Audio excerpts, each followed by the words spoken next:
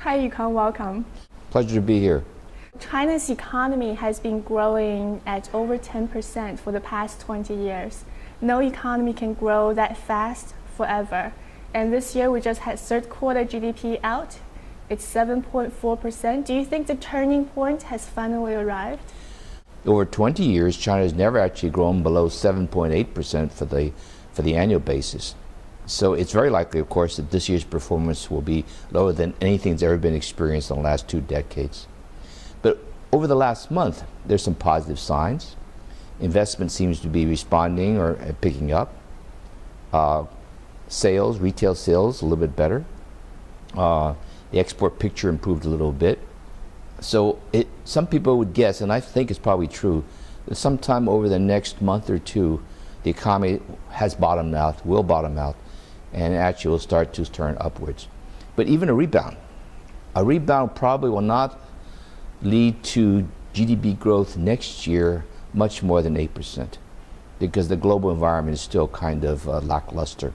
Even the rebound, like you say, is not going to be a very strong one. So does that mean China is going to enter into a phase where a lower economic growth rate is a normal condition?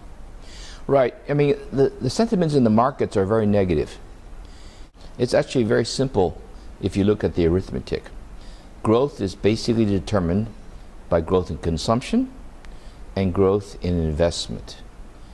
Consumption has been growing about 8 to 8.5% a year. It now, combined with the government, accounts for about half the economy. Investment in the past grew very rapidly, in double digits. That's why China was able to grow at 9% or 10%. But investment growth has slowed down. Suppose it grows at 4%, for example, and consumption grows at 8%.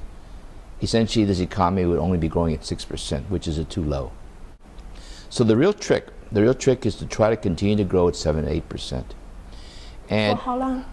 You want to do this for at least 10 years, and it's possible. 10 more years. 10 more years. And then I think you're going to see a China where the growth starts to move closer to 6.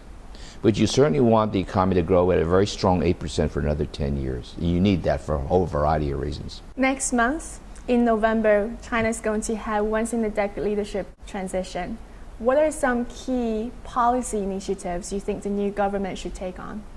So the 3 choices that I would say is, the first has to do with what should be the role of the state in comparison with the private sector. My second big question is, what is the proper balance between financial policies, banking, and fiscal budget policies? And the third area I think is very important, is the speed and the pattern of urbanization in China. Now, why do I pick these 3 choices? Because in each of this, there's a very difficult decision to be made, and this current leadership hasn't addressed it. And the new leadership will have to deal with it. And the reason why it's going to be difficult is, in each of these 3 areas, making the right choice is difficult because of the vested interests which will fight against it. So it sounds like you don't think the next leadership will be able to make the right decision and therefore lead the country to a better position. You have the standing committee. It might become 7, maybe it might be 9. But collective leadership, it's very hard for collective leadership to come out with path-breaking reforms, because they have to have an agreement among all of them. So what I would call breaking the power of vested interests, or making a decision which is really bold, is more difficult in a governing system where decisions are made collectively. So I think this is going to be a difficult issue for the incoming new leaders. Now, what about the past? If you go back in the past, you realize that in the past, you may have had collective leaders, but that collective leadership tended to be more dominated by a few people, or even one. What does that all mean for the economy then? Well, if these decisions are not made, then I would say that the possibility of a sustained, high-quality 8% growth over the coming decade is reduced.